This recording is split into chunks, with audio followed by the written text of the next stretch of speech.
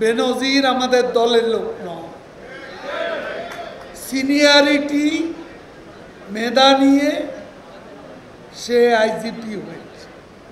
আজিজও আমাদের দলের লোক নয়, সেনাপ্রধান হয়েছে তার যোগ্যতায়, তার সিনিয়রিটি। আমরা তাদের বানাইনি। এখন ভেতরে তারা যদি কোনো অপকর্ম করে, এইটা যখন সরকারের কাছে বিষয়টি আসে, তখন এদের বিচার করার সৎসাহস শেখ হাসিনা সরকারের। আপনাদের সময় কেউ শাস্তি পায়নি। আওয়ামী লীগ শৃঙ্খলা ভঙ্গ করে কাউকে পুলিশ, সেনাবাহিনীর, র্যাবের বড় পদে বা প্রশাসনে বসায়নি।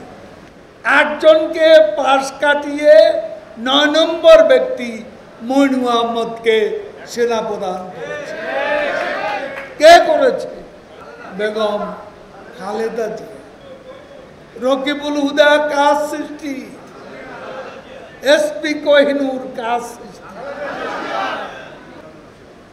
আমরা পরিষ্কার বলে দিয়েছি, টিআইবি আর সুজন, ফখরুল গয়েশ্বর যে সুরে কথা বলে, তারাও একই সুরে কথা বলে। তবে কি মানুষের প্রশ্ন, টিআইবি আর সুজন কি বিএনপির বি টিম?